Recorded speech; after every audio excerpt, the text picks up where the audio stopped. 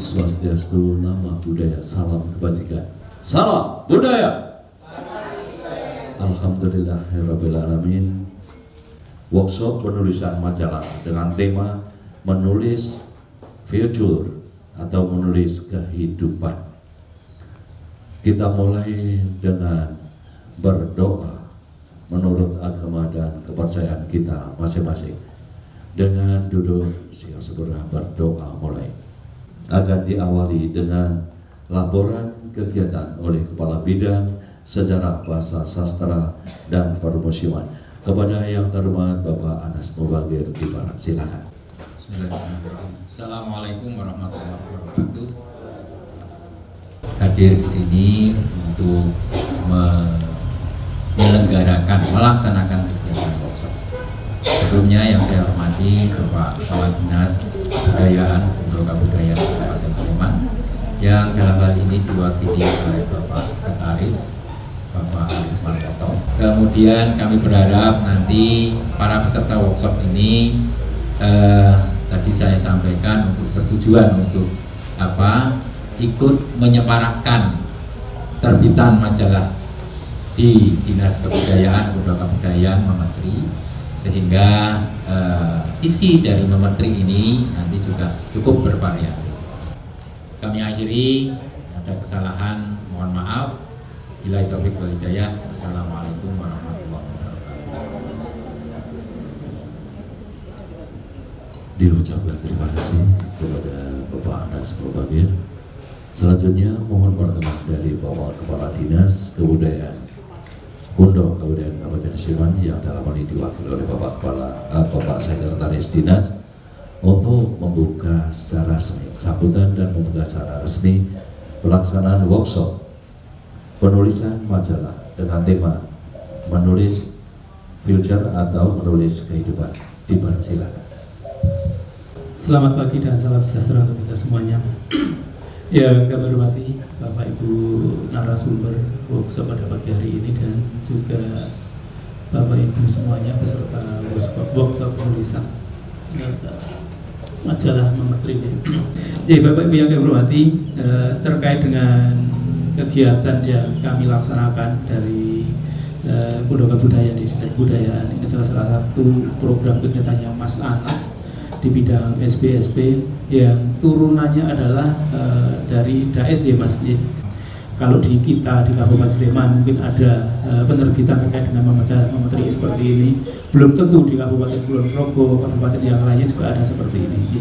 Jadi ini adalah salah satu kesempatan yang sangat baik sekali bagi kami juga, kemudian bagi Bapak Ibu semuanya yang juga untuk mengikuti terkait dengan workshop penulisan seperti ini. Kemudian harapan kami juga dari Bapak Ibu semua juga memberikan masukan-masukan atau memasukkan terkait dengan tulisan-tulisan seperti itu. Ya kalau tulisannya cukup banyak, ya insya Allah nanti kami di Dinas Kebudayaan juga dengan Pemretnya juga seperti itu. Tentunya akan kami koordinasikan lebih baiknya nanti untuk lebih menambah terkait jumlah penerbitannya. Diharapkan kami jelas seperti itu. Dengan mengucapkan Bismillahirrahmanirrahim, secara resmi workshop penulisan majalah Mementri pada pagi hari ini kita bukanya. Matur nuwun. Kemudian acara selanjutnya adalah pemakalah atau dari narasumber Budi Sarjono. Terima kasih. Ya Bapak Ibu, sugeng siang. Saya tidak akan mengajari bebek berenang, karena andai kata bebek panjenengan semua sudah bisa renang, tapi kalau Anda ayam ya belum bisa berenang. Artinya untuk hal yang dasar saya yakin panjenengan semua sudah tahu, sudah baca-baca tadi. Jadi secara singkat majalah Mementri itu isinya 90% itu feature, 10% itu berita-berita singkat, tetapi karena Mementri terbit 3 bulan maka berita-berita boleh dianggap tanda kutip basi. Nah itu bedanya antara berita dan feature. Kalau feature misalkan ini TNI Kancah Ngayomi Rakyat, ini dibaca tahun depan masih aktual. Tapi kalau hari ini ada kecelakaan lalu lintas di Jalan Budayan, besok sudah dilupakan. Dia bedanya feature dan berita. Wartawan sebelum datang ke lokasi, pelajari dulu siapa yang akan Anda wawancara. Saya pernah wawancara dengan Kasodalem dan Ratu Mas. Oleh sekretaris saya hanya diberi waktu 15 menit. Pertanyaan pertama, saya tidak bertanya tentang reformasi, tentang kekuasaan gubernur, tentang raja. Pertanyaan saya adalah, Masa Dalem, Kanjeng Kiai Kopak sekarang ada di mana yang asli? Loh, kok pertanyaannya malah iya? Saya melihat ini Masa Dalem cerita. 15 menit rampung, sekretarisnya Masa Dalem, waktu sudah habis. Diusir sekretarisnya. Dari waktu 15 menit yang diberikan, akhirnya 2 jam lebih. Di luar itu sudah antri yang mau wawancara. Apa ini? Seorang reporter harus bisa mengambil hati narasumber. Sebelum kita datang ke narasumber, kita harus punya wawasan yang luas. Itu bedanya seorang penulis feature dengan seorang penulis berita. Kalau wartawan penulis berita itu selalu siapa dulu, who, mengapa, di mana. Kalau 5W1H gampang kan, gampang diingat-ingat.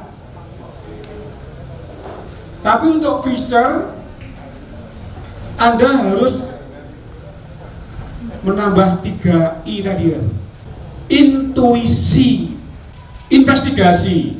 I kedua, tadi sudah saya. I terakhir adalah imajinasi. Itulah kelebihan dari penulisan feature. Karena penulis toponimi juga feature, gaya feature. Jadi perdalam kemampuan Anda untuk menulis feature supaya nanti bisa masuk segala macam lini. Kadang kita kesulitan untuk mengartikan ke bahasa Jawa. Namun cekap ditulis sesuai dengan aslinya. Undang-undang tidak boleh diterjemahkan. Ya, ini di sini undang-undang TNI saya kutip dengan bahasa Indonesia. Ada pilihan antara apa yang aktual atau apa yang unik, apa yang menarik. Nah, tarian-tarian sebenarnya kalau dalam situasi terkini atau tren apa yang kira-kira bisa berterima dengan masyarakat itu, yang tema-tema seperti apa ya maksudnya? Kalau aktual itu couplingnya wartawan penulis berita. Aktual. Karena aktual itu kekinian. Tapi kalau unik, menarik, nah itu haknya penulis feature. Makanya Mas, pas data saya. Jadi pertanyaan lanjut nanti di luar forum. Ya, aplaus untuk Pak Budi Sutopo. Haturkan kepada Bapak Sutopo Sugihartono. Dipersilakan. Assalamualaikum warahmatullahi wabarakatuh. Kalau saya yang akan saya sampaikan nanti setelah Bapak Ibu wawancara kan sudah dapat bahan, bahkan bahannya banyak sekali ya Pak. Teknik menulis feature.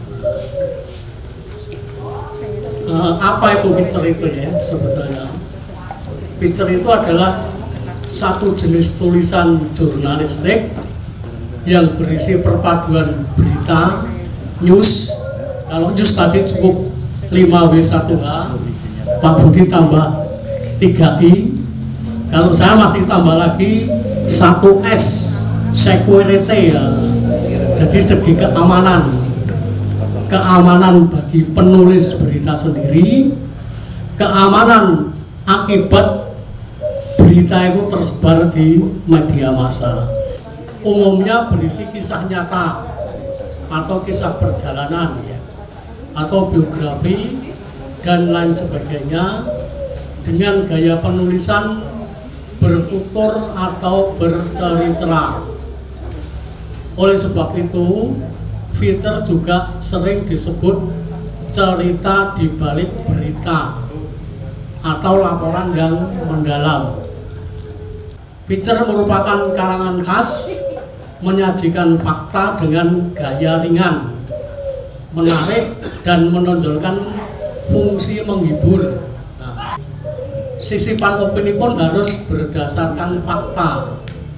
Jadi panjenengan bisa menyisipkan opini panjenengan ketika menulis feature tanpa terikat dengan aturan 5W1H yang terjadi pada waktu kejadiannya. Jadi feature itu bisa kita tulis kapan saja, kita sajikan kapan saja. Umumnya sajian utama pada penerbitan berkala, tabloid atau majalah mingguan, bulanan atau 3 bulanan. Nah, dalam hal ini majalah Mometri yang diterbitkan oleh Disbud itu termasuk yang 3 bulanan. Metode piramid terbalik, di atas sendiri kita bagi 3, itu judul sekian, kira-kira sekian kalimat. Kemudian teras ya, teras. Nah, isi dan penutup. Begitu simpelnya sekali penulisan feature itu. Dalam bahasa Jawa kita harus prinsipnya sama dengan bahasa Indonesia tadi, namun harus mengetahui kaidah-kaidah dalam bahasa Jawa, terutama ejaan dan unggah-ungguh harus diperhatikan. Khusus hari ini pelatihannya monggo menulis sejarah asal-usul padukuhan panjenengan piyambak-piyambak. Monggo kami persilahkan untuk Bu Wiwin Widyawati Rahayu. Ini dalam tulisan saya ya. Baik, Bapak dan Ibu sekalian yang kami hormati. Ya, tidak berdiri tidak enak katanya kan? Tidak berdiri tidak nikmat, gitu. Oke, Ibu Bapak yang saya hormati, selamat pagi. Assalamualaikum warahmatullahi wabarakatuh. Salam sejahtera untuk kita semua. Makalah saya sudah sampun cepen nggih. Ya, pokoknya nulis makalah, tapi marilah kita bersama-sama menghormati makalah yang telah disiapkan oleh para narasumber dengan tradisi lama saya membaca, kan begitu toh? Bagaimanakah cara mendapatkan fakta yang dimaksudkan, gitu toh? Kemudian yang kedua adalah bagaimana mentransformasikan narasi, ya kan begitu, yang disampaikan secara langsung oleh narasumber terpilih. Sekali lagi, narasumber terpilih. Dua fakta yang harus panjenengan pahami, karena tadi Pak Budi ngendika 5 dari peserta ini akan diajak menulis toponimi. Kalau kita terbiasa membaca itu, di atas nggak dibaca, sing digoleki jadi. Nah, fakta bahwa kita tidak suka dengan proses. Mari kita baca bersama-sama. Rahasia nulis itu kan clue, claim, reason, evidence, sama waran, ya. Jadi kalau kita mau menulis itu harus tahu problematikanya dulu.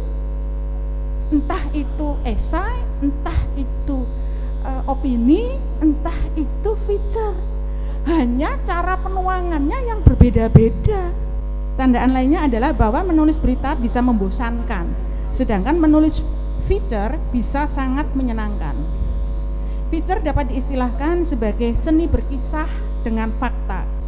Ia harus memiliki data yang mumpuni. untuk memulai menulis. Data itu dapat diperoleh dari lapangan dengan metode observasi dan wawancara. Tadi Bu mengatakan kalau misalkan jadi kita cari narasumber itu bisa yang artinya hanya ikut-ikutan, kemudian ada yang kontra. Nah, nanti kalau kita dari situ itu hasilnya dari yang kontra dengan yang pro itu, apakah kita boleh masuk misalkan, oh saya menyimpulkan, oh ternyata di sini itu saya kontra kayak gini, saya kontra kayak gini, berarti kesimpulan saya di sini itu jadi seperti itu. Artinya saya memasukkan opini saya sendiri, bolehkah Bu Fitri? Terima kasih. Subjektivitas penulis itu tidak bisa dengan cara seperti itu, karena begitu kita menuliskan sebuah toponimi, selama tidak ada yang merevisi, itu bisa menjadi sebuah klaim. Itu sebuah klaim loh. Sumber-sumber yang dapat dipertanggungjawabkan. Sehingga ketika menyatakan, wah iki apik, iki ora apik, iki elek, iki ndak bisa begitu. Ya karena kalau begitu berarti panjenengan subjektif. Iya. Nah, kasusnya sekarang ini kalau nggak hati-hati, legitimasi terus jadi politik, hegemoni, Wikipedia tidak menjadi rujukan ilmiah, karena ini ilmiah loh, ya toponimi ini ilmiah loh. Kita tidak bercerita tentang sejarah, kita tidak menulis tentang sejarah tapi cerita sejarah, beda. Google cendekia, saya ketabu GOOGLE spasi cendekia atau GOOGLE Google Scholar, nanti pakai kata kunci.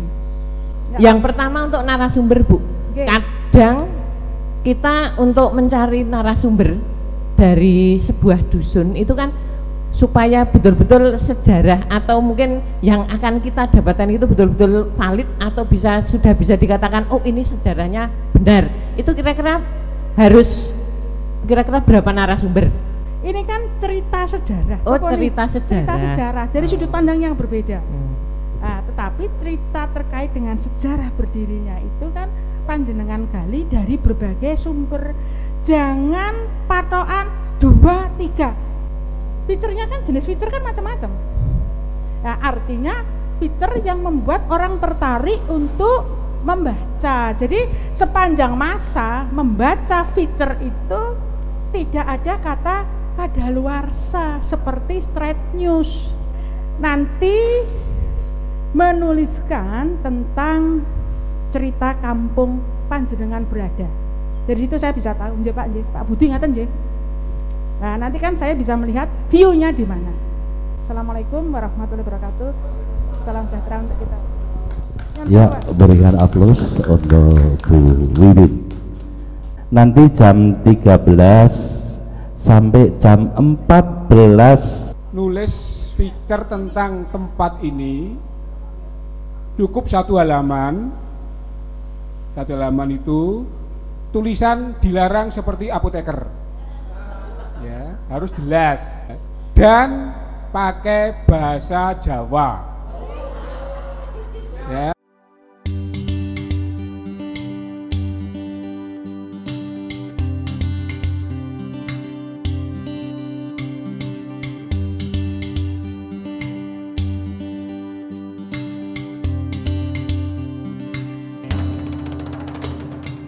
Gemuruh suara mengalun indah di puncak nirwana. Tulislah yang terbaik, karena 5 pemenang atau peserta terbaik akan kita gabungkan menulis sejarah Sulsel Padukuhan Sesleman tahun 2023. Tambahan sedikit untuk toponimi itu ada yang nulis 5 halaman bahasa Indonesia, 1,5 spasi,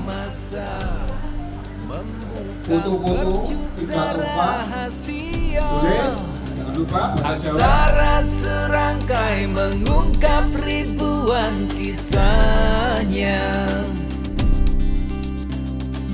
warna-warni goresan harmoni terlukis indah di atas tanah ini, Yogyakarta. Saya Marwantara dari SD Negeri Brongkol, perwakilan dari Forum Guru Sleman Menulis. Saya mengucapkan terima kasih setinggi-tingginya untuk Dinas Kebudayaan Kabupaten Sleman, Mas Duja dan FGSM yang telah memberi kesempatan belajar tentang menulis future, menulis kehidupan. Ilmu-ilmu baru kami dapatkan dari 3 narasumber yang luar biasa. Harapan kami, ilmu-ilmu yang kami dapatkan ini dapat kami implementasikan dalam dunia kepenulisan dan tentu saja bisa menghasilkan tulisan-tulisan yang unik, menggelitik, dan menambah wawasan pembaca di Kabupaten Sleman khususnya. Terima kasih, jaya terus. Dinas Kebudayaan Kabupaten Sleman, salam budaya, lestari budayaku. Assalamualaikum warahmatullahi wabarakatuh. Terima kasih. Dinas Kebudayaan Kabupaten Sleman yang telah memberikan fasilitasnya kepada kami semua berserta teman-teman. Untuk acara ini sangat-sangat bermanfaat sekali bagi kami selaku pendidik. Yang pertama untuk mengembangkan diri kami, yang kedua untuk memetri budaya Jawa. Itu Mas, terima kasih, banyak salah mohon dimaafkan dan mohon untuk tetap dilanjutkan.